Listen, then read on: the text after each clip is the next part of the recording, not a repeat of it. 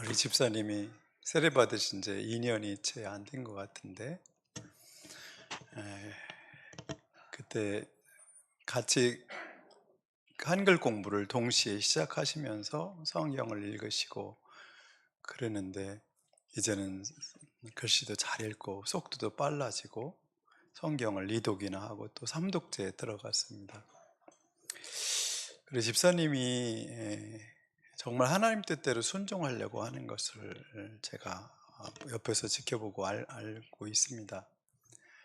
이제 동생이 주지 스님인데, 그렇게 열심히 내던 누나하고 동생이 우리 교회에 와가지고 있으니 얼마나 섭섭하고 속상하겠어요, 그죠?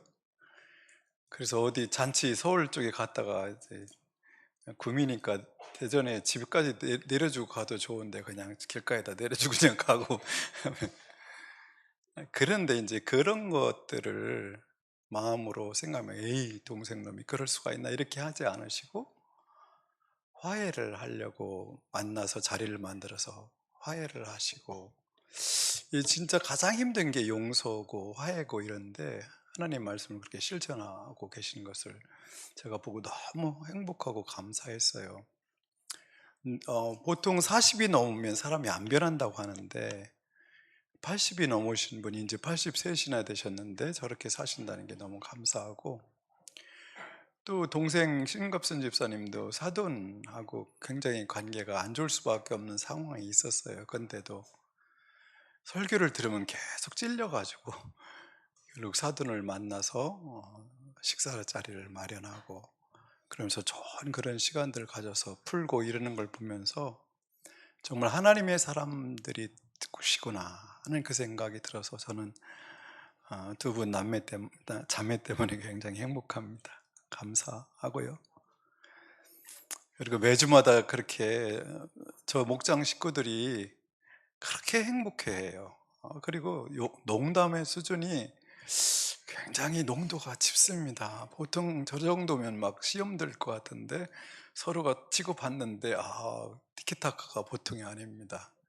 저렇게 행복하게 정말 매주마다 밥을 해 먹으면서 사시는 모습이 너무 감사하고, 앞으로 더 점점 더 그렇게 행복해 하셨으면 좋겠습니다. 감사합니다. 오늘 20장에 등장하는 막달라 마리아라는 여인, 참 힘들었던 분입니다. 어쩌면 지구상에서 가장 힘든 삶을 살았던 분 중에 한 분이 아닐까 하는 생각이 듭니다. 이분은 한번 한 군데 찾아볼까요? 누가복음 8장 한 군데만 찾아보겠습니다. 8장 1절 2절을 한번 보겠습니다. 이분에 대해서 나온 기록이 별로 없어요. 그래서 이분이 도대체 막달라 마리아가 어떤 분일까 하는 기록을 한번 보겠습니다. 같이 읽어볼까요? 그 뒤에 예수께서 고을과 마을을 두루 다니시면서 하나님의 나라를 선포하며 그 기쁜 소식을 전하셨다. 12제자가 예수와 동행하였다. 그리고 악령과 질병에서 고침을 받은 몇몇 여자들도 동행하였는데, 7귀신이 떨어져 나간 막달라라고 하는 마리아와 헤롯의 청직인 구사의 아내 요한나와 수산나와 그 밖에 여러 다른 여자들이었다. 그들은 자기들의 재산으로 예수를 일행을 섬겼다. 여기서 막달라 마리아를 소개하는데 뭐라고 소개하냐면 7귀신 들렸던 여자라고 표현해요. 7귀신이 떨어져 나간 마리아라는 것이죠. 7이라는 숫자는 여러분 잘 아시잖아요. 히브리적 개념에서 7은 완전하다는 그림인 거예요. 그러니까 7이라는 수는 정말 7마리 귀신인지 아니면 엄청난 세력이 강한 어떤 귀신인지는 모르겠어요. 근데 이번에 우리도 박순녀 씨하고도 얘기할 때 보니까 귀신을 세요. 하나, 둘, 셋, 다섯, 여섯. 두 번째 만났을 때는 네 마리만 얘기하더라고요. 말이라고 해야 되나? 귀신 뭐라고 해야 돼? 명이라고 해야 돼? 말이라고 해야 돼? 어떻게 해야 돼요? 아 근데 그러니 이게 얼마나 삶이 피폐한지 여러분 아시죠? 이분들은 잠도 제대로 못 자고요. 자기 의지대로 살 수 있는 게 전혀 없거든요. 계속 몸도 아프고 질병에 걸리기도 하고 큰 고통 중에 살 수밖에 없는 삶을 살아가죠. 그러니 그분의 모습이 어땠을 것 같아요?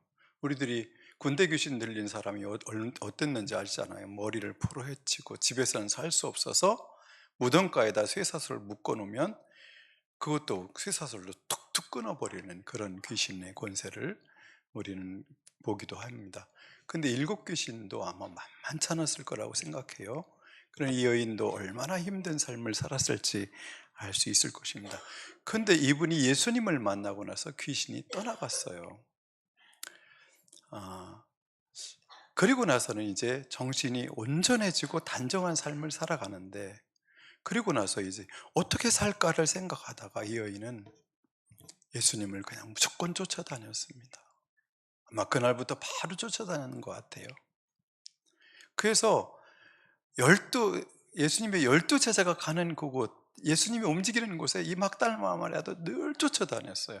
근데 거기 보니까 이 여인뿐만 아니라 악령에 걸렸던 다른 사람도 있고, 어떻게요? 큰 질병에 걸렸다가 낯선 받은 사람들도 쫓아다니고, 또 누구도요? 헤롯의 청지기인 구사의 아내도, 그러니까 귀족 같은 힘 있는 사람들, 여자들도 같이 다니는데 그곳에 늘 동행했습니다. 그래서 우리는 여인들에 대해서 제자라는 이름을 잘 붙이지 않는데, 신학자들은 여제자라고 이름을 붙여줍니다. 남제자들이 12명이 있었지만 여제자들 중에 한 명이 되어버린 거예요. 그러니 그 삶이 계속해서 주님의 메시지를 듣고 설교를 들으면서 그 피 뺐던 심령이 살아나는 거죠. 회복되는 역사가 일어나면서 아주 지혜로운 여인으로 인생을 살아가기 시작합니다. 그 주님을 계속 그렇게 따라가는데, 예수님이 잡히셔서 고난받는 현장에, 십자가의 그 장소에 남제자들은 다 떠나가요. 한 제자만 남아요. 누구만 남죠? 요한 사도만 남습니다. 근데 그 자리에 누구도 있었냐면 막달라 마리아도 그 자리에 있습니다. 그리고 또 어떤 자리에 있냐면 아리마대 사람 요셉과 니고데모가 예수님의 시체를 달라고 해서 장사 지내는 그 현장도 같이 옆에서 있습니다. 그리고 무덤까지 따라갑니다. 그 모든 현장에 이 여인은 늘 함께하는 여인이에요. 그런데 오늘도 보니까 어떻게 해요? 이른 새벽에, 오늘 본문으로 다시 가보면 이른 새벽에, 학자들은 한 5시, 새벽 5시라고 얘기해요.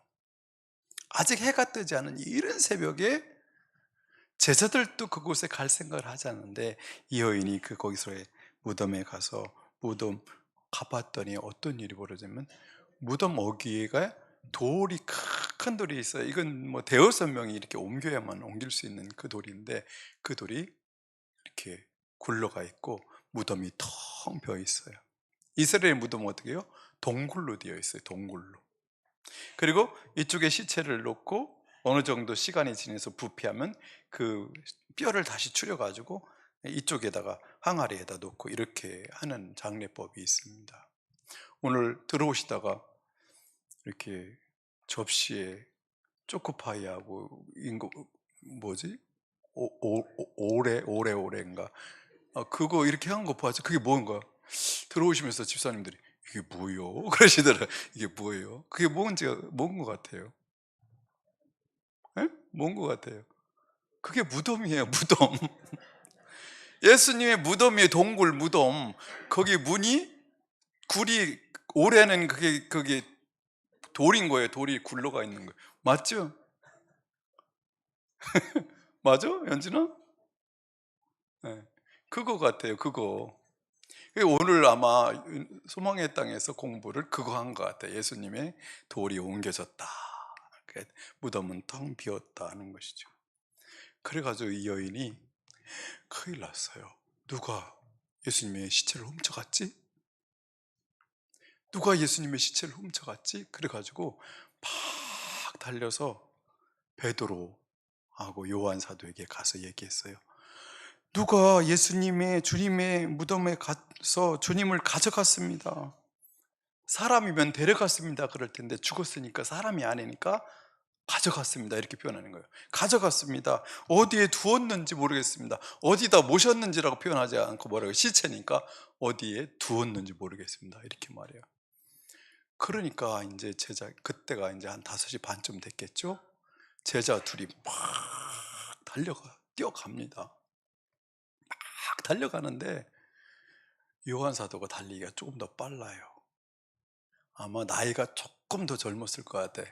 요한이 젊고 베드로가 조금 더 나이를 먹은 것 같아요. 막 달려가는데 제일 먼저 요한 사도가 딱 갔는데 진짜 그 말대로 돌이 옮겨져 있는 거예요. 근데 무덤 속으로 쑥 들어가지를 못한 건지 안 한 건지 밖에서 안에만 이렇게 쭈뼛쭈뼛 하고 있어요. 좀 성격이 요한은 좀 그렇죠? 좀 치밀한 것 같아요. 조심성이 있고. 근데 그때 베드로가 막 헉헉거리고 달려왔죠. 오더니 오자마자 쑥 들어가요. 무덤 속으로. 무덤 속에 들어갔더니 상황이 어떻게 된지 볼까요?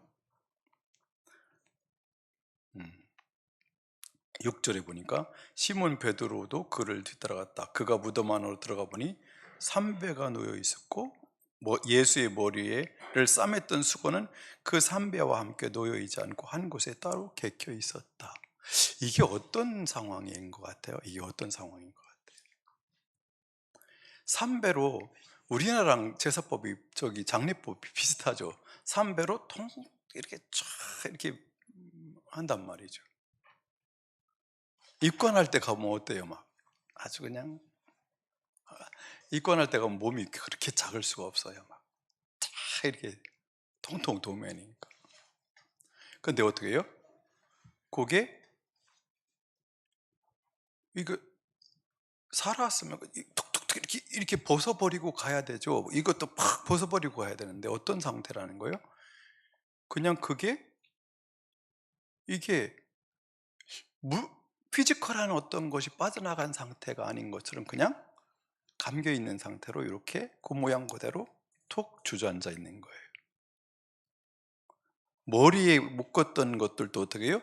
그대로 푹 있어요. 그렇게 개켜 있다는 말이 그 말이에요. 그러니까 이것은 어떤 현상인 거예요? 그분이 있을 때 누가 와서 그걸 막 풀어 제키고 막 그런 게 아니라는 것이죠. 두 번째는 그 시체를 훔쳐가려고 그러면 어떻게 해야 돼요? 그걸 풀고 가요? 아니면 그냥 들고 가요? 풀고 가면 냄새나고 썩는데 이제 나흘째 됐는데 그걸 누가 풀고 시체만 들고 갈 사람이 어디 있어요? 그러니까 그게 아니에요. 누가 훔쳐간 것도 아니고 그 상태로 그대로 놔뒀는데 그대로 싹 폭삭 살짝 빠져나가고 누에꽃처럼 남아 있는 거예요. 쏙 빠진 거예요. 그걸 본 거예요.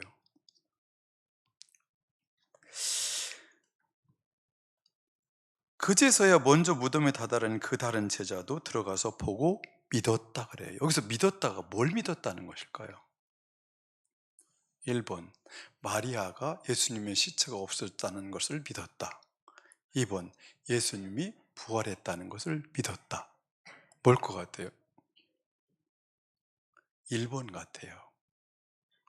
예수님이 부활했다는 것을 믿은 건 같지 않아요. 왜냐하면 다음 구절에 보면 이런 말씀이 있어요. 아직도 그들은 예수께서 죽은 사람들 가운데서 반드시 살아나야 한다는 성경 말씀을 깨닫지 못하였다 그래요. 그러니까 깨닫지 못하고 있는 거예요. 아직 제자들이지만 뭘 못 믿는 거예요? 예수님이 부활해야 된다는 것을, 부활할 수 있다는 것을 믿지 못하는 거예요. 마리아는요, 그렇게 예수님을 따라다니던 마리아는 믿어요, 못 믿어요? 에? 막달라 마리아 믿고 있어요, 못 믿고 있어요? 못 믿고 있어요. 왜? 시체를 찾지 부활하신 예수를 찾지 않아요. 뭐하러 왔어요, 무덤에? 부활하신 예수님 만나러 온 게 아니라 시체에 자기도 전날에 사놓은, 안식일 전날 사놓은 향유가 있거든요. 그걸 조금이라도 가서 발라드리고 싶어서 온 거예요. 마리아가 그렇게 예수님을 사랑하는데, 제자들도 그렇게 예수님을 사랑하고 그분을 위해서 목숨을 버리겠다고 했던 사람들임에도 불구하고 마지막 단계에 딱 걸리는 게 뭐예요? 부활이 믿어지지 않아요. 부활이 안 믿어져요. 저는 그래서 그런 결론을 내렸어요. 사람은 부활을 믿지 못한다. 사람은 부활을 믿지 못한다는 거예요. 왜요? 계속 생명이 나서 사라지고 죽는 것만 봤지 부활하는 것을 본 적이 없기 때문에 사람은 부활을 믿지 못한다는 거예요. 오늘 그렇게 말씀을 가까이서 들었던 마리아도 제자들도 부활을 믿지 못했어요. 뭐까지 이 사람들은 경험했죠? 썩어서 냄새나는 나사로에게 나사로야 나오라 하니까 배로 동인처럼 이렇게 나왔던 그 나사로로 경험했어요. 그때 주님께서 하신 말씀이 뭐죠? 나는 부활이고 생명이니 나를 믿는 자는 뭐예요? 아까까지 잘 됐는데 다시, 나는 부활이요 생명이니 나를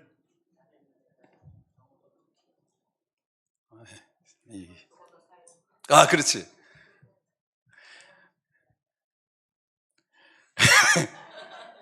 처음부터 시작부터 잊어버렸네 이제. 나는 부활이요 생명이니 나를 믿는 자는 죽어도 살겠고 살아서 믿는 자는 영원히 죽음을 보지 아니하리라, 이 것이죠. 이 말씀을 들었어요. 그리고 이걸 기록한 사람이 지금 여기 와 있어요. 누구요? 기록한 사람이. 옛날에 들었다는 걸 자기가 기록한 요한 사도가 지금 왔는데 그들도 뭐라 그래요? 10절에 보니까 그래서 그 제자들은 자기들이 있던 곳으로 다시 돌아갔다. 뭐라는 거예요? 부활은 믿지 못하고 어떤 거예요? 시체가 없어졌네? 어떻게 된 거지? 그리고 그냥 자기 있었던 숙소로 마가의 다락방으로 돌아간 거죠. 그럼 부활이 믿기 힘든 것 같아요. 부활은 안 믿어져요. 특별히 나사로는 어떻게 왔어요? 배로 동인체로 이렇게 나왔어요. 그러니까 육신이 다시 살아난 거예요. 그런데 예수님의 부활은 그거하고 또 달라요. 육신이 다시 살아난 게 아니에요. 그게 아니에요. 그래서 제자들은 갔어요. 그럼 마리아는 어떻게 하고 있나 볼까요? 11절. 그런데 마리아는 무덤 밖에 서서 울고 있었다. 왜 울어요? 부활해서 좋아서 울어요? 아니에요. 안 믿어져서. 시체가 없어져서 너무 마음 아파서 울고 있어요. 울다가 몸을 굽혀서 무덤 속을 들여다보니 흰 옷을 입은 천사 둘이 앉아 있었다. 아까는 없었는데? 그죠? 아까는 빈 무덤이었는데 울다가 다시 봤는데 거기에 천사가 둘이 있는데, 한 천사는 예수의 시신이 놓여있던 자리 머리맡에 있었고 다른 한 천사는 발치에 있는 거예요. 두 천사가 있었어요. 거기에 갑자기 나타난 게 아니라. 근데 아까는 누구 눈에도, 마리아 눈에도 안 띄었고 누구 눈에도, 두 제자 눈에도 안 띄었어요. 천사들이 마리아에게 말하였다. 여자여 왜 우느냐? 이게 무슨 의미인 것 같아요? 여자여 왜 우느냐? 아유, 우는 게 당연하죠. 어떻게 안 울어? 이런 상황에서 이럴 텐데 여자여 왜 우느냐? 천사는 이해가 안 된대요. 왜 울지? 그랬더니 마리아가 뭐예요? 누가 우리 주님을 가져갔습니다. 어디에 두었는지 모르겠습니다. 이렇게 말해요. 이렇게 말하고 뒤로 돌아섰을 때에 그 마리아는 예수께서 서 계신 것을 보았지만 그가 예수이신 줄을 알지 못하였다. 거기에 누구도 계시네요? 예수님도 계시네요.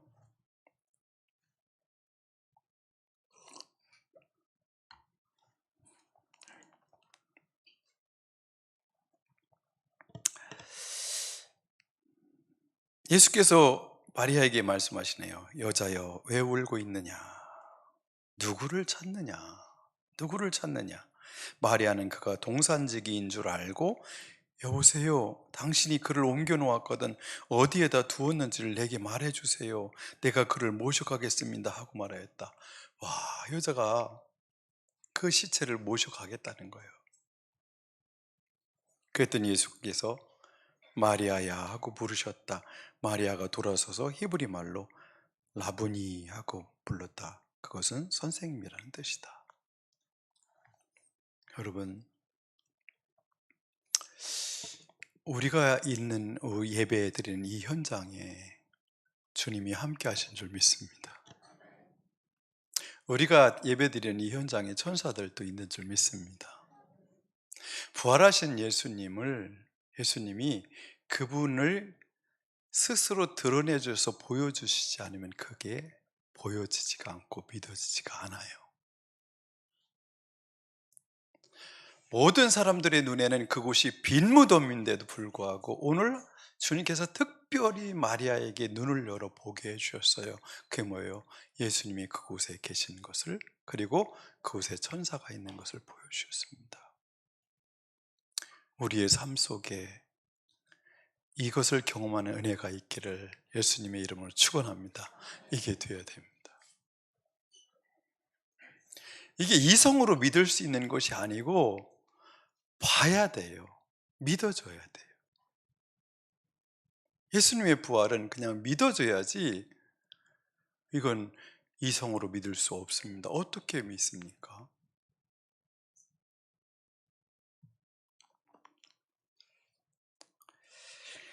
17절 예수께서 마리아에게 말씀하셨다. 내게 손을 대지 말아라. 반가우니까 가서 막 안기려고 했던 것 같아요. 내가 아직 아버지께로 올라가지 않았다. 이제 내 형제들에게로 가서 이르기를 내가 나의 아버지 곧 너희의 아버지 나의 하나님 곧 너희의 하나님께로 올라간다고 말하여라. 이 말씀 너무 좋죠? 하나님은 예수님의 아버지가 되시고 또한 제자들의 아버지가 되시고 우리의 아버지가 되신 줄 믿습니다. 그때 당시 이 말은 파격적인 말인 걸 우리가 알고 있습니다. 18절 막달라 사람 마리아는 제자들에게 가서 자기가 주님을 보았다는 것과 주님께서 자기에게 이런 말씀을 하셨다는 것을 전하였다. 여기서도 말해요. 주님이 살아나셨어요 라고 말하지 않고 뭐래요? 보았다라고만 표현해요. 보았어요. 예수님을 보았어요. 예수님이 저에게 이런 말씀도 해주셨어요. 이 얘기만 합니다.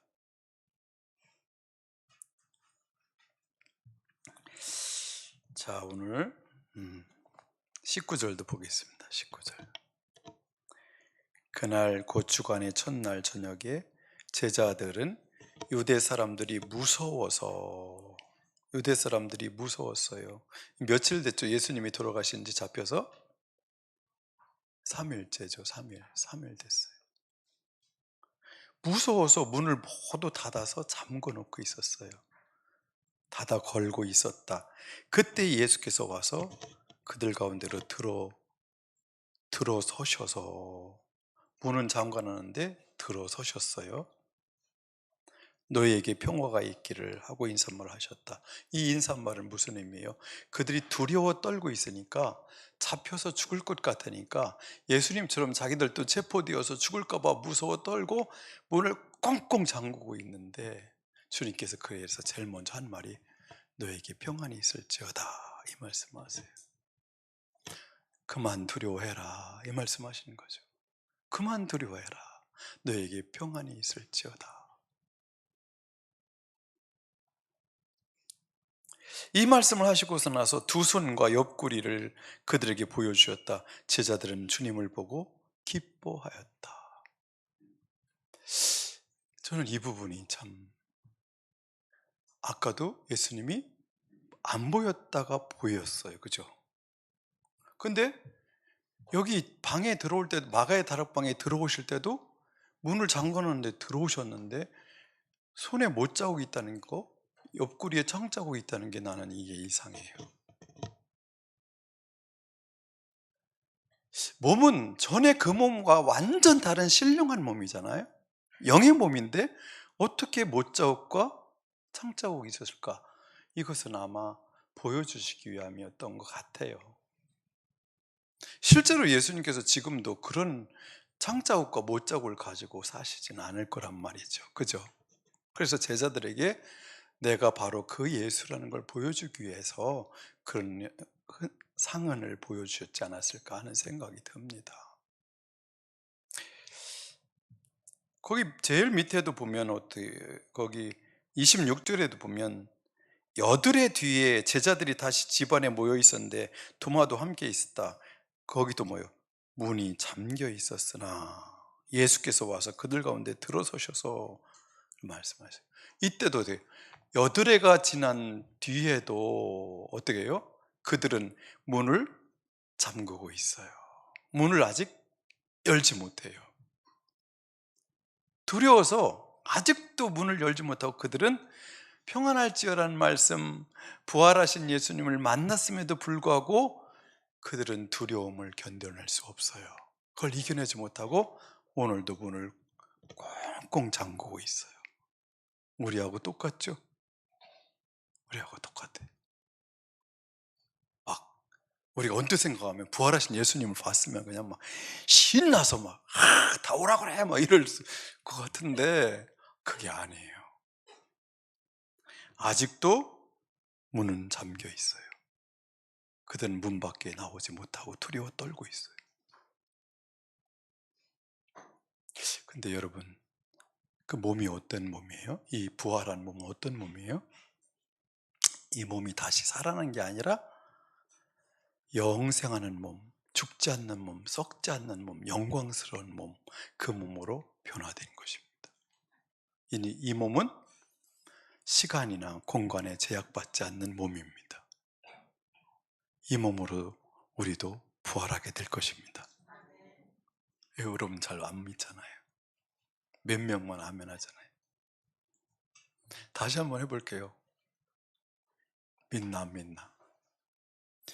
우리도 예수님이 입으셨던 이 신령한 몸으로 부활할 줄 믿습니다. 조금 늘어났네요.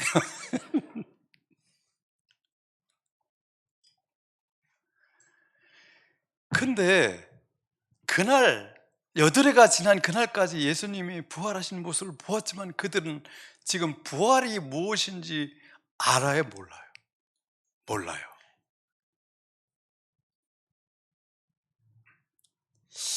나중에 이분들이 성경을 연구하고 또 예수님이 통해서 만난 사람들의 어떤 간증을 나중에 바울 사도의 이야기도 듣고 여기저기서 만났던 사람들이 간증을 듣고 부활이 무엇인지 성경 전체를 연구하면서 그들이 나중에 깨닫고 정리한 것이지 이때까지만 해도 부활에 대한 것이 무엇인지를 확실히 알지 못해요. 예수님이 누구신지도 진짜 몰라요. 그냥 예수님이 너무 좋으신 분, 사랑이 많으신 분, 발도 씻겨주시는 분, 나귀를 타시는 분, 고난 받으시는 분, 뭐 이런 것까지는 아는데 그분이 영원한 승리자이시면서 부활의 몸을 주셔서 온 인류에 부활을 준다는 그것을 알지 못했어요. 여러분 지금 어느 단계인지 궁금해요. 이해가 돼요, 부활이? 잘 안 될 거예요. 그래서 그렇게 이분들처럼 문을 잠그고 사는 거예요. 우리가 근데 예수님의 제자들은 어떻죠? 시간이 지나면서 부활의 증인으로 바뀝니다. 부활이 뭔지 정확한 식을 알게 되고 그래서 그들은 부활의 증인이 됩니다. 특별히 어떤 사람, 바울 사도 같은 사람은 어때요? 예수님을 믿는 사람을 잡아 죽이려 하는 다메섹 도서관에서 그분은 육신적인 몸을 입고 있었던 예수님을 본 적이 없어요. 부활하신 주님을 처음 만난 거예요. 그날 만나고 나서 눈이 멀고 나서 그 영광 앞에 다음 날부터 전도하기 시작하잖아요. 눈이 뜬 날부터. 저는 부활을 바울 사도 때문에 믿었어요. 저렇게 난리를 치던 인간이 저렇게 예수님을 위해서 바로 태세전을 하고 예수님을 위해서 부활을 전하는 걸 보면서 저는 부활을 믿게 됐어요.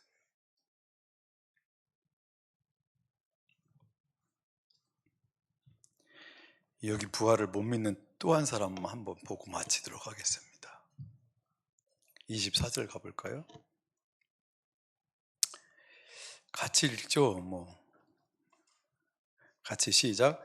12제자 가운데 하나로서 쌍둥이라고 불리는 도마는 예수께서 오셨을 때 그들과 함께 있지 않았다. 다른 제자들이 그에게 우리는 주님을 보았소라고 말하였다. 도마는 그들에게 나는 내 눈으로 그의 손에 있는 못자국을 보고 내 손가락을 그 못자국에 넣어보고 또 내 손을 그의 옆구리에 넣어보지 않고는 믿지 못하겠소 하고 말하였다. 그때 예수님이 들어오셨어요. 그리고 27절 내 손가락을 이리 내밀어서 내 손을 만져보고 내 손을 내 옆구리에 넣어보아라. 그래서 의심을 떨쳐버리고 믿음을 가져라. 도마가 예수께 대답하였다. 나의 주님, 나의 하나님. 바로 신앙 고백이 나오죠. 주님께서 말씀하십니다. 너는 나를 보았기 때문에 믿느냐? 나를 보지 않고도 믿는 사람은 복이 있다 하셨습니다. 여러분, 인류에게 있어서 가장 기쁜 소식은 무엇일까요? 백신을 발견할 것일까요? 아니면 과학이 발달해서 핵무기를 만든 것일까요? 인류의 가장 기쁜 소식은 무엇일까요? 그것은 사람이 영원히 죽음으로 끝나지 않고 영생의 삶이 있다는 것입니다. 부활의 삶이 있다는 것입니다. 예수님께서 부활하신 것은 인류에게 가장 복된 복음인 줄 믿습니다. 우리 같이 기도합시다.